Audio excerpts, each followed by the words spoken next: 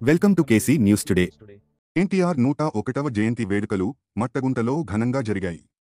కైకలూరు నియోజకవర్గం కలిదిండి మండలం మట్టగుంట గ్రామంలో తెదేపా రాష్ట్ర బీసీ సెల్ కార్యదర్శి అండ్రాజు శ్రీనివాసరావు ఆధ్వర్యంలో తెదేపా వ్యవస్థాపక అధ్యక్షులు ఉమ్మడి ఆంధ్ర రాష్ట్రం మాజీ ముఖ్యమంత్రి పద్మశ్రీ నందమూరి తారక రామారావు 101వ జయంతి వేడుకలు మంగళవారం మట్టగుంటలో ఘనంగా నిర్వహించారు.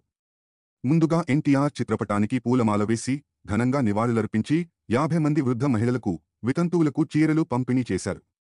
ఈ సందర్భంగా అండ్రాజు శ్రీనివాసరావు మాట్లాడుతూ విశ్వవిఖ్యాత నటసార్వభౌమ పద్మశ్రీ నందమూరి తారక రామారావు ఆశయాలను అందరూ ఆదర్శంగా తీసుకోవాలని శ్రీనివాసరావు కోరారు.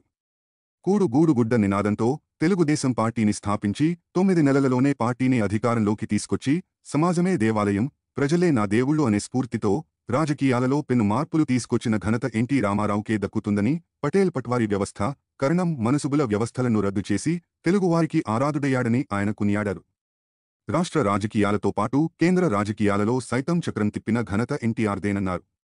కేంద్ర ప్రభుత్వం ఎన్టీఆర్కు భారతరత్న ఇచ్చి గౌరవించాలని కోరారు.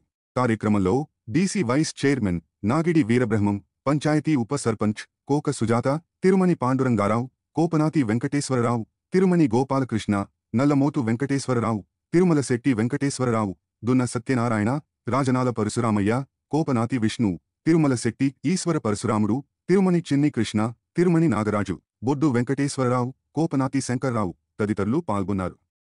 నినాదంతో మరి తెలుగుదేశం పార్టీని స్థాపించి సమాజమే దేవాలయం, ప్రజలే నా దేవుళ్ళు అనే స్ఫూర్తితో మరి తెలుగుదేశం పార్టీని స్థాపించి 9 నెలల్లో అధికారం తీసుకొచ్చిన ఘనత మరి నందమూరి తారక రామారావుకే దక్కుతుంది.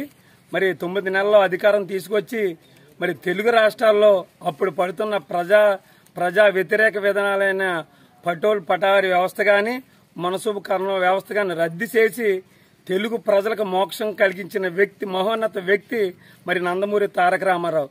అటువంటి నందమూరి తారక రామారావు 101వ జయంతి ఈరోజు ప్రజల సమక్షంలో జరుపుకోవడం చాలా సంతోషకరం.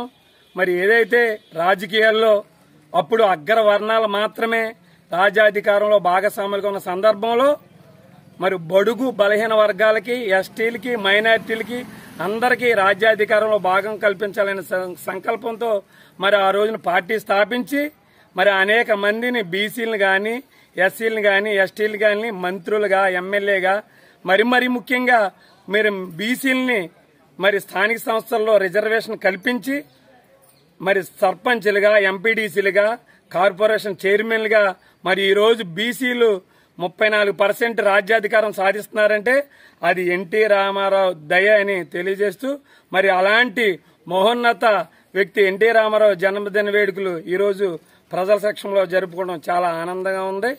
ఈయన భవిష్యత్ తరాలకు ఒక ఆదర్శంగా నిలవాలని, ఈయన ఆదర్శాలను ప్రతి ఒక్కరు కూడా తీసుకుని ముందుకెళ్లాలని తెలియజేస్తున్నాం. జయంతి సందర్భంగా ఈరోజు మట్టగుంట గ్రామంలో మా తెలుగుదేశం యూత్ సందర్భంగా ఏర్పాటు చేసిన ఈ యొక్క జయంతి కార్యక్రమం పాల్గొనడం నా యొక్క అదృష్టంగా భావిస్తున్నాను. అన్నగారు కూడు గూడు గుడ్డ ఈ నినాదంతో బడుగు బలహీన వర్గాలకి కిలో ₹2 బియ్యం, ప్రతి పేదవాడికి 3 సెంట్లు ఇళ్ల స్థలం అన్నగారితోటే ప్రారంభమైంది. ప్రతి ఒక్కళ్ళు కూడా ఒక మహోన్నత వ్యక్తి పుడతాడంటారు. ఆయన మన ఆంధ్రాలో పుట్టడం చేసుకున్న, మనం పూర్వజన్మ చేసుకున్న పుణ్యం.